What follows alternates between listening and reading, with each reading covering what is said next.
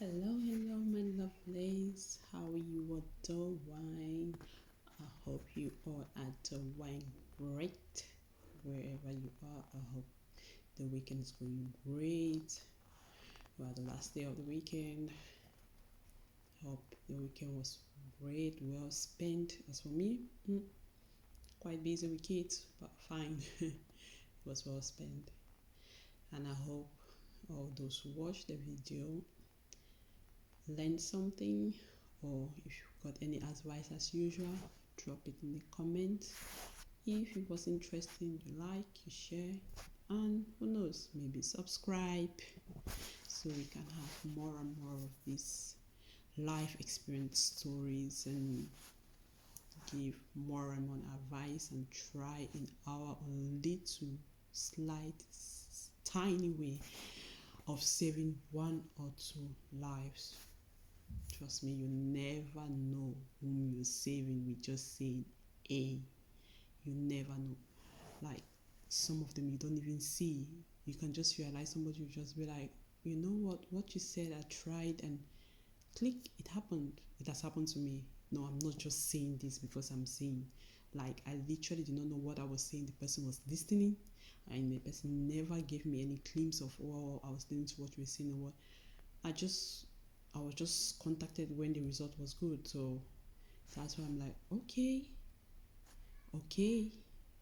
Some things we might say might be of help to somebody without even knowing. So that's why I'm so happy to be sharing these stories, because they're true life events and there are things that keep happening over and over every day, every second of our life. So without taking much of time, let me jump into your story of today.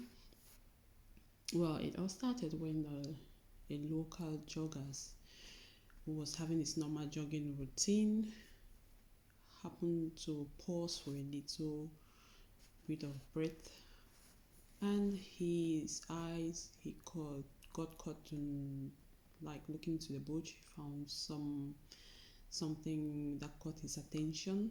Well, this was a trash bag, a bin bag, but the way it looked, it was quite not like this couldn't be trash. It looked like different from trash.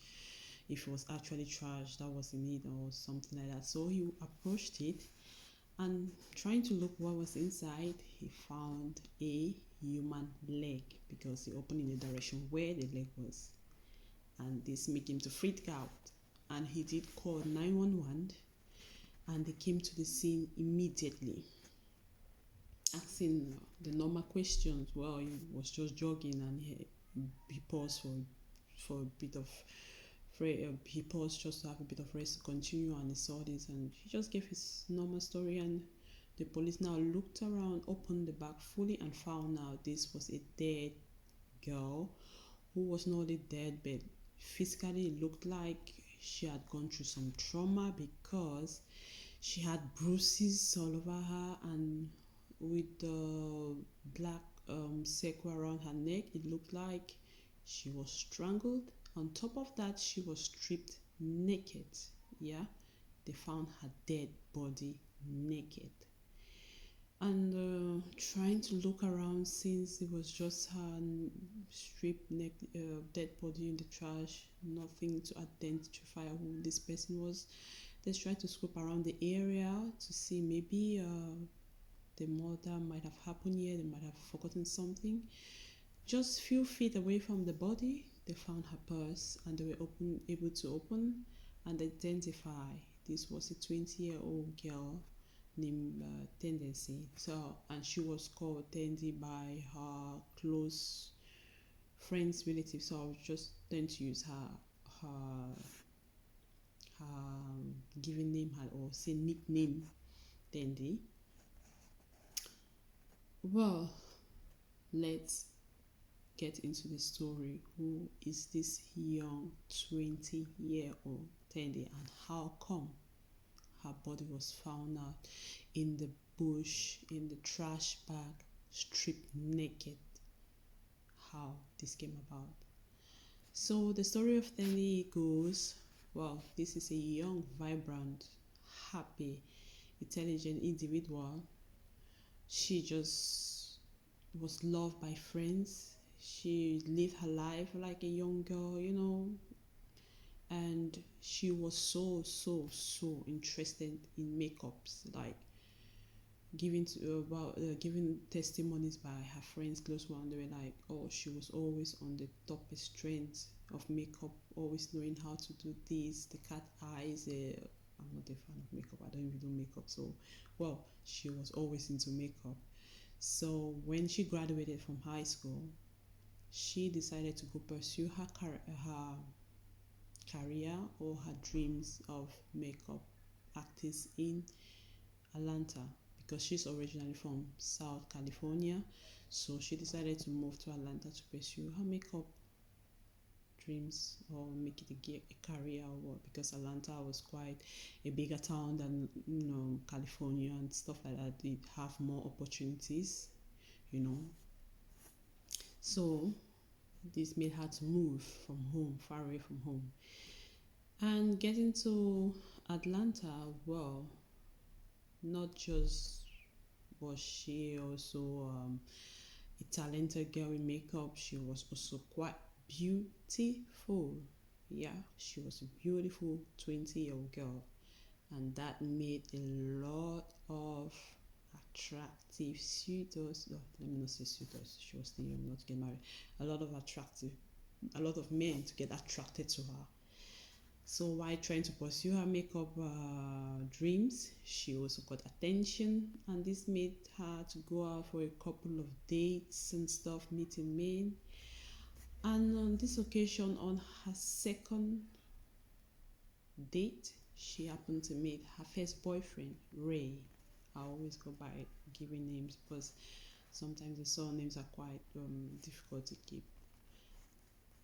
So she met Ray, and they hit it up, almost the same age group and something like that. They hit it up, they started dating. But just a few weeks into the relationship, then they decided to call it a quit. Well, her reasons being Ray was rushing the relationship.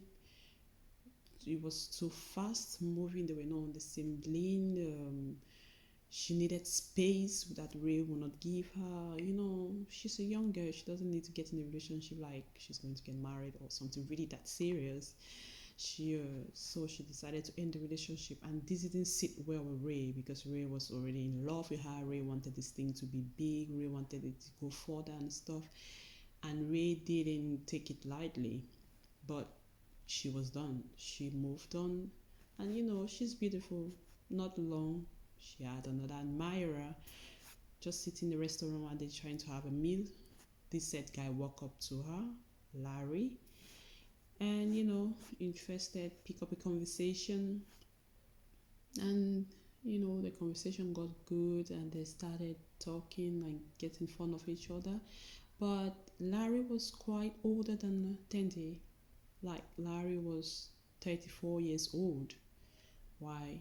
Tandy was just 20. But it was not an issue for Tandy. She didn't find that, in fact, she loved the idea. She loved the fact that he was older. If he acted more mature towards her. He could understand that she needed space to do her stuff. He was not so much suffocating her. She fitted what Larry fitted with all the characters of what Dandy actually needed from a man.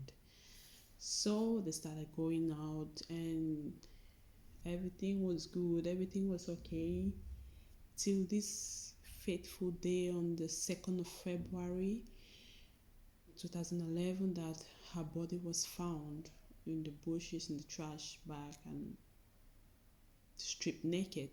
The police were like, at least they've identified the body thanks to the post that was found, and they found her driving license. So the police got into work trying to contact her family back in California.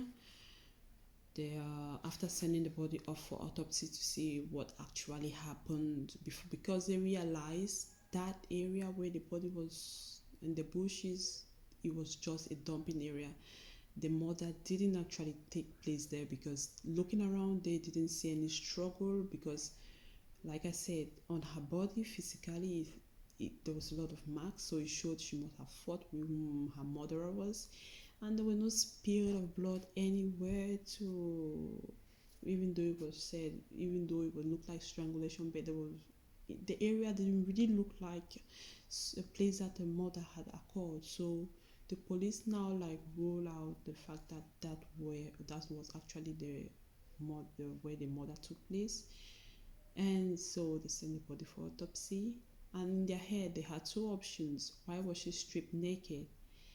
Is this a crime of sexual assault, or was the clothes was her where her clothes mother evidence, and their mother had to take it away, to hide up the evidence and stuff. So the best way was actually to wait for the autopsy to actually see what happened, and to try and look for a lead. So that's when they started ringing. Then these parents back home at California to try to know why, what might have happened, if they have any idea, if she have a problem with anybody, the common police investigators questioning, to get to the lead. So they rang her mother, and her mother didn't was not much of a help, because according to her, they had a strain in their relationship. They haven't even spoken for a while. They haven't even spoken for a while. And, yeah, they haven't spoken for a while. So she told them her dad, she has been talking to her dad. They have been talking, they are good and stuff like that. That everything, they could ring the father. Maybe the father might get some information that is quite credible, that can help them with the lead, with the getting a lead or something. So they immediately rang the dad. The dad was also shocked, like he can't think of anything. Her daughter was this young, vibrant girl trying to pursue her dreams, make something good out of herself. He doesn't see any reason. He doesn't know anybody that will want to hurt her and stuff like that. But before any call, the dad made mention of, she thinks her daughter might have had money troubles, and they asked why. He said because he had actually opened an account for the daughter, while this transitioning period to an adulthood, and you being self-independent and stuff like that, he wanted to ease way for her daughter, so he opened an account for her daughter. But he realized this account balance were always negative red. The daughter was always always low cash, or like, yeah, we'll call it, the credit limits were always passed and stuff like that. So, and they asked him, did you approach your daughter about it? He said no, because he wanted to give his daughter space. If his daughter actually need help, he will come to him, like most dads do when their daughters are adult. They don't want to get too involved and be pushed away. So they were like, okay, drop the call. Not much of a lead, because the parents didn't actually give anything that they could start working on.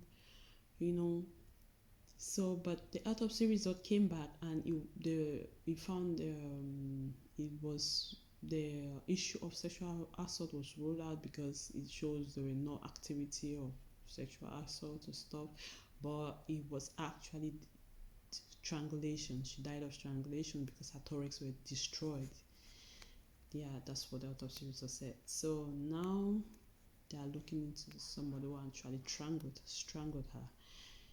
And they were just sitting there trying to see the next person to call for a lead, or what to do, when this said lady walked up into the police station. She was actually called Jessie. Jessie came to the police station saying she was actually a best friend to Teddy. They had actually become too close while Teddy was in Atlanta. They had become too close, and she knows some stuff about Teddy. And when she heard the news, she couldn't stay without coming to give her own advice, or not actually advise her on point of view what she thinks might have happened, because hey, this is her friend or very good friend. So they asked her what can she contribute to this investigation, and she said she knows Tendi's ex-boyfriend Ray was not very nice with Tendi. That Ray was this disturbed kids who didn't sit well about their breaking up. Ray would stalk Tendi, would send messages, calls, even when Tendi would block him. He would go to extra miles like looking for her on social media to try and contact her. Like generally, Ray wasn't being nice to Tendi, and she was asked, did he ever threaten her? She said no, not verbally, but his act were not really nice to Tendi. Because he didn't sit well with the breakup and all, you know. So they were like, okay, this is a good help. At least they've got a name and somebody that they could look into. So they immediately tracked Ray, but Ray, for questioning, was quite reluctant, not wanting to talk. Like Ray was this not, he was quite calm kid. He would be around people, social gatherings, but he rarely speak. He rarely he was not an outspoken person. So he was quite reluctant to speak to the police, but they told him, "Wow, this is the case that is up. Then there has been murdered, and you are a person of interest because you are the ex who did not want to move on and stuff like that." Giving him why he was brought up in. Well, then Ray said, "Well, that's true. He's not going to deny that he didn't act good towards Teddy, but he was trying to change during the course of before the death. He was trying to change. He was trying to be a better person because he realized himself what he was doing to Tandy was not really good. She doesn't deserve it, and she was trying to change, and he was trying to change. And sorry, and well, they asked, okay, where have you been? Where were you during this time of the murder? And he said he was with his family members that came far away. They came to spend the time with him, and they were together that during the time of the murder and everything. And they called the rank of the family members, and they were checked in with what Ray said, and he happened to have an airtight alibi. But before leaving, they had to take him saliva swab. Sorry, I omitted this part. When the autopsy result came in, the autopsy result actually said there was semen, not semen, sorry, because it was not sexually assaulted. There was saliva and some fibers on Tenny's body that wasn't actually Tenny's. So that means whoever did this will have to be the saliva, and all what will have to be his or hers. So the police had run up this on their database search, but they couldn't find any match. So now they had to take a saliva swab from each and every one of their suspects, also running out to know who, like that's the big ruling out, or to know whom actually did the murder, because that was really close. This was found on Tenny's body, on the murderer's body. That means who actually did it must have left it, and if this match, that means, well, 99 or 98% you must be the murderer. So they took the saliva swab. He accepted to give in, and they took it. But before leaving, he asked, have you people looked into Larry? And the police was like, who is Larry? He said, well, that is Teddy's current boyfriend. And they're like, okay, why should he be a person of interest? He said, well, during one of his moments of stalking Teddy, he happens to stumble on them, or he happens to witness something really disturbing outside the motel where they were living, because then they had actually moved in with Larry. Larry was living in the motel. Then he has moved in with him. So during one of this period of stalking her, he found them having a heated argument out of the hotel room, and Larry actually got physical with Teddy, like he actually hit her and stuff. And the police were like, okay, we'll look into it, but you could go for now. But we're looking into the DNA. Though you have a airtight alibi, look into the DNA. If your story match, then there's nothing else to say. Why he left, they tracked Larry. They actually found him at the church. They brought him to the station for questioning. And when they brought Larry, they told him everything. He was like, "Wow, he's not. He's surprised. He wouldn't imagine that then he's dead. All shocked and stuff like that." And they asked, "Are you involved in these and stuff?" The police normal detective questions, and he was like, "No." As a matter of fact, him and Tandy had actually broken up a month before the murder. Wow, this doesn't sit well with what Ray said. He said, yeah, they are broken up. Actually, then he discovered, then it was quite young for him. Then he was always bringing up issues that were like not matching up with him. Just giving some excuses why he had broken up with her and stuff. And they had moved their separate. In fact, as a matter of fact, he knows Tenny had moved way too fast and seen some other guys, and he even knows that Tenny was dating one guy, Conrad, who happens to be one bouncer in one of the clubs in town. And they were like, okay, the normal question, where were you during the time of the murder? Well, he said it was actually in his motel room, though he doesn't have somebody to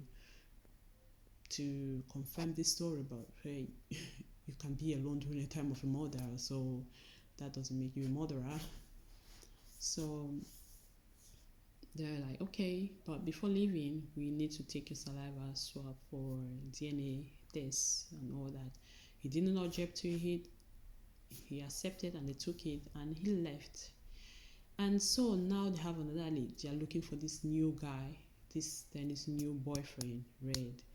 They looked him up, they couldn't find him. They went to like nearly all, if not all, the clubs around the areas, asked about the bouncers. Nobody have heard of him. And they were like confused. Who is this guy? Who is this mysterious guy that Tandy was with? Who might have happened to be the last person who saw him or potential murderer? Why can't they find him? And just then they got a phone call from California. And this happens to be Danny's childhood friend or best friend back home, California. She ran up immediately. She said immediately she heard the story, she had to call. That's why she's calling. And they were like, she said, well, she knows nearly everything about her friend because they speak every day. And they're like, okay, can you give us some more information? Who is this Red guy? And it was like, who is Red? Like Danny's current boyfriend. He was like, I know Danny has a current boyfriend, but there is no one in Danny life who is Red. The only person I know is Larry. And they were like, okay, this doesn't match up with what Larry just said.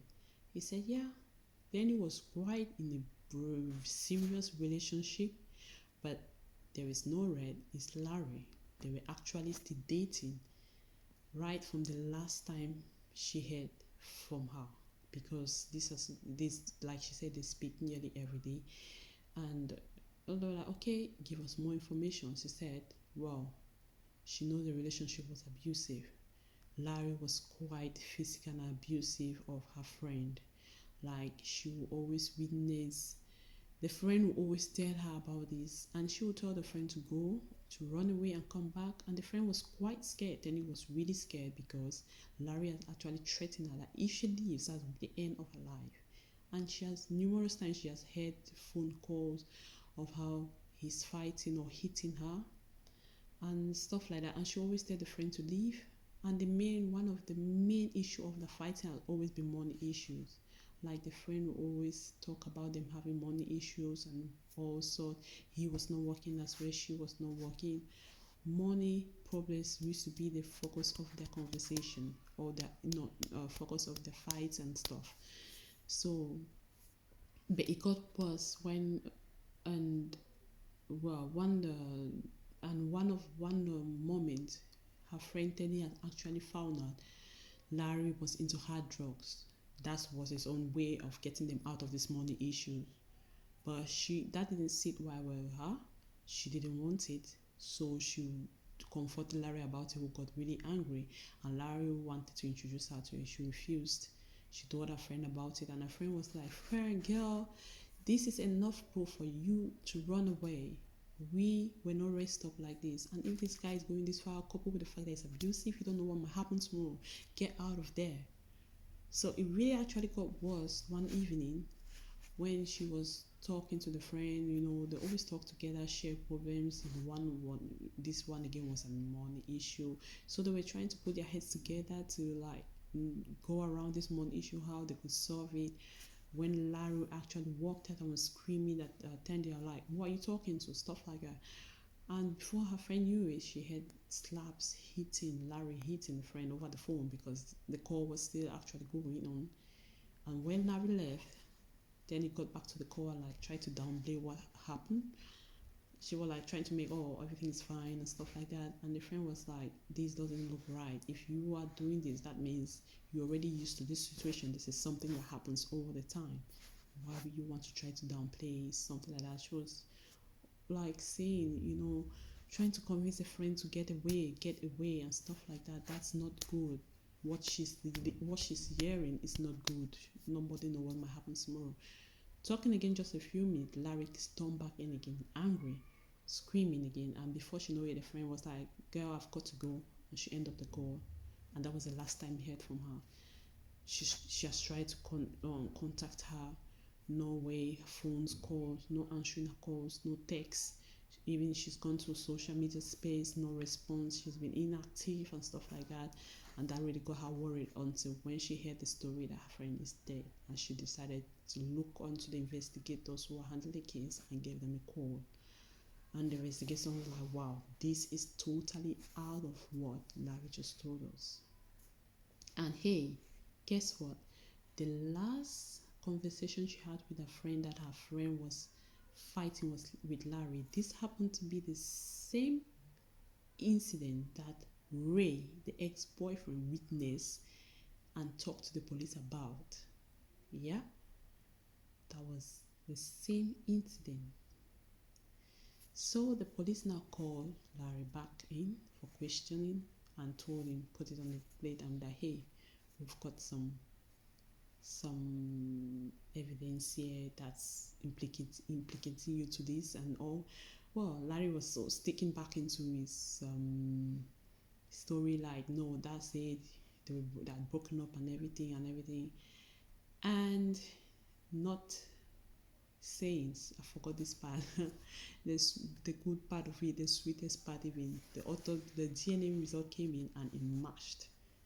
The saliva Larry gave matched the saliva found on Dennis' body. Yep.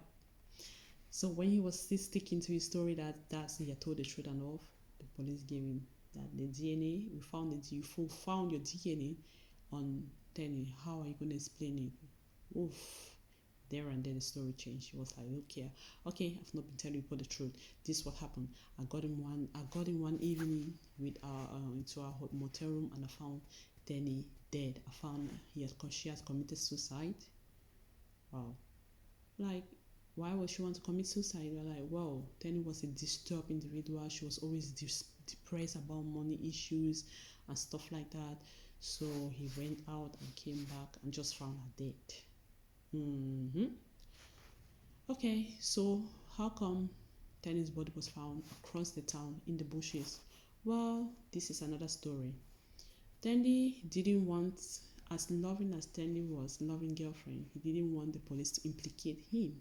So Danny left a suicide note stating everywhere how her body should be disposed. That's exactly what he did. Come on. Come on, man. Come on. Are you serious? The police didn't buy into it. But when he found out the police didn't buy into it, he was like, "Okay, can I have a phone?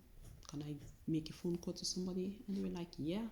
They handed him over phone, left the place for his privacy, and they heard him talking. Well, he didn't actually spill the beans, but he was just like talking to whoever he was talking about, like, "Guy, they got me. I've not told them what happened, but they got me." So from there, police like added one or two together. I'm like, this is just enough to get this guy. They walked in and he was surprised. I'm like, you have been recorded. He was mad and angry and he started rage. He was really mad. They showed him the camera up that was recording. He tried to even break the camera. He was really mad to find out they have actually got their hold on him. And he was arrested and charged for first degree murder. And this guy refused to get a lawyer. He decided to represent himself. What? He decided to represent himself, and in the courtroom, he still maintained his story that then he committed suicide, and Gay left a suicide note on how her body should be disposed and stuff like that. He maintained the whole still thing, but the judges didn't buy that, and he was sentenced to life in prison without possibility of parole. I love the sentence. The sentence was so good, so good. Well, let me go to the advice straight. My own intake is, please, parents, please, and please, do not just let your children out in the wild. This period of children transitioning to adulthood is a very rough and dangerous. They are just like a newborn again. Stick with them throughout this process. Try to help as much as possible, especially money issues, because I believe if Stanley didn't have money issues, she would not be sticking around with people or try to blame a lot to men. Yeah, she would like hang out like on a normal young adult who love to do that. They just more in being an adult and stuff. But if she didn't have much issues, and her mom, the fact that she had a strained relationship with her mom, if mom was not in her life, maybe she was looking for a hold, somebody to be there for her. Just the fact that she was attracted to Larry was really older than her. It seems like she needed an adult in her life. Let's get involved in our kids' life no matter what, even though they turn into adulthood or whatever. Get involved in their life. Yeah, like the father said, I don't want to press, I'm just looking at holding, thinking when she need help she will call. But when it gets to an extent, there is a way you can try to ask them or talk to them without actually being like you're imposing yourself. Let's always try to talk. Don't feel like, oh, I don't want to feel like I'm choking. Choke them if you can before it's too late. Choke them in a reasonable way that they don't feel like you're choking them. There's a way of talking to them, like asking them, so they don't feel like, oh, it's minding my business, getting so much of my stuff. Before you know, it's too late. And if you are in an abusive relationship, do not wait till it's bad to go. Just run away. Just run away. And if you know anybody that is in a relationship, like this friend that I always talk about in California, you can move and take your friend away from there. Even if you can't, always be there for them. Always be there. Some people will be like, oh, I've spoken to them a lot. They don't want to listen. What can I do? What more can I do? Be there. Because you don't know how these people's mind have been twisted that they are not even able to move. They don't control themselves anymore. So I'm just going to leave the advice for now. Please. I would love to hear what you think, your own advice on or take about this story. Share, like, or even subscribe if you're interested. Let's help somebody out there. Let's help the young ones. Let's help whomever we can help. These cases are not ever going to finish in our own little way. Even if it's just one step, if it's just one life we help, it matters a lot. Thank you all for your time you're going to take to listen. I love you all, and let's live safe and keep the world safe and everything. Thank you all.